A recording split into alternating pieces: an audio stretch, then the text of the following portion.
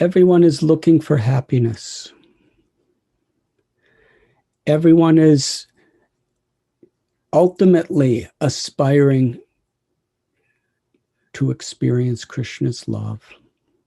Some know it, and some do not.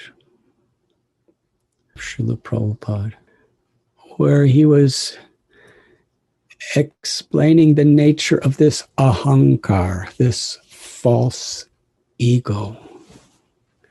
We want to be the enjoyer, we want to be the proprietor, we want to be the controller.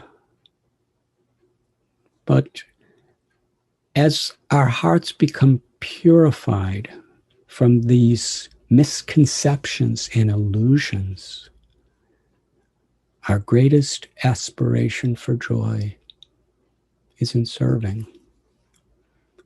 Because in that service, we can express love. Yeyatamam prapadyante. Tesham satata yoktanam bhajatam priti purvakam dadami buddha yogam tam yenamam upagantite. When we serve with love, Krishna reciprocates and makes himself known to us. The more we know Krishna, the more we naturally love Krishna. So Krishna's first expansion is Balaram. Srila Prabhupada would sometimes say he is the supreme personality of servitor Godhead.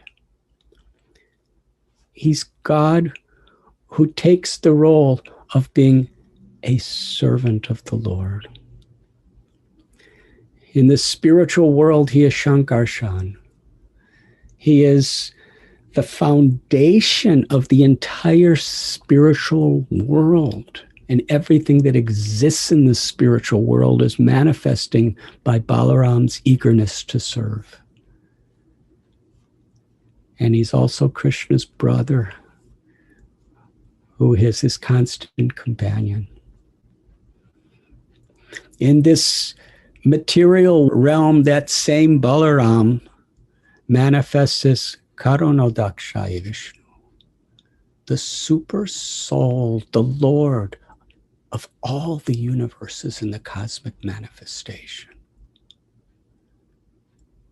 And he expands as Garbhodakshaya Vishnu, who is the super soul of each and every universe.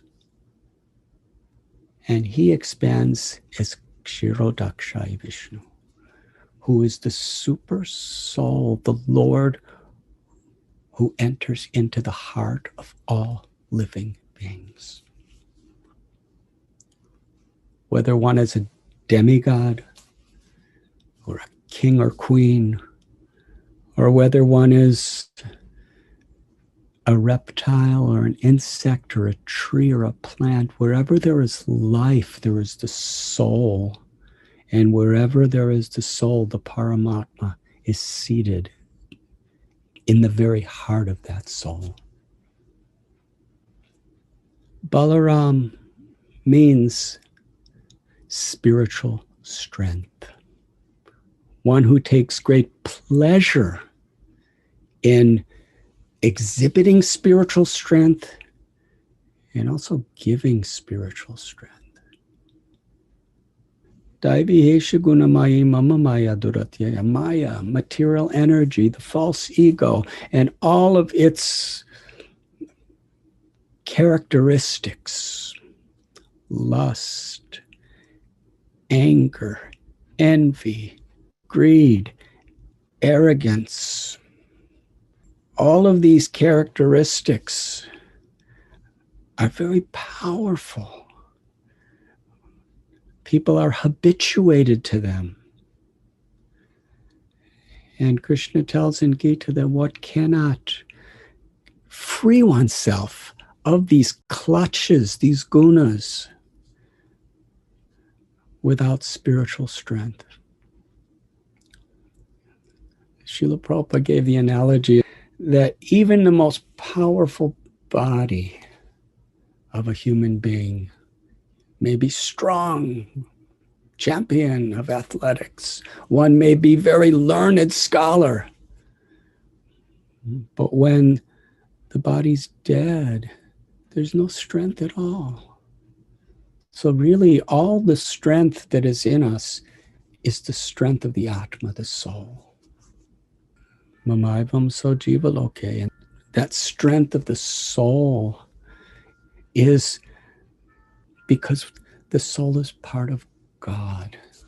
Aishwaryasya samagrasya, who is the source of all strength.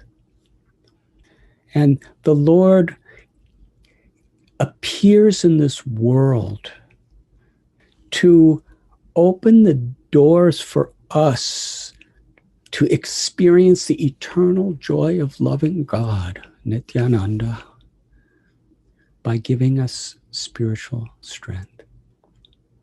Interesting, in this world, sometimes when a person is strong, they become very arrogant. But it is only a humble heart that can receive spiritual strength. And therefore, the more we love God, the more we are humbled by that love. And in that spirit, the more we are eager to serve. Yajna. The greatest joy of the heart is to make sacrifices for the pleasure of God. And in this world, giving pleasure to God is in uplifting God's children. Nityananda Prabhu, who is Balaram, comes to this world to give us the spiritual strength by which we can understand Lord Chaitanya as Sri Sri Radhan Krishna and enter into his loving service. In this sense, Nityananda Prabhu is the original guru, and all the Diksha gurus and Shiksha gurus and other forms of genuine gurus are manifestations of the mercy of Lord Nityananda Prabhu. Nitai pada kamala, koti chandra shushitala, ye chayaya jagata judai.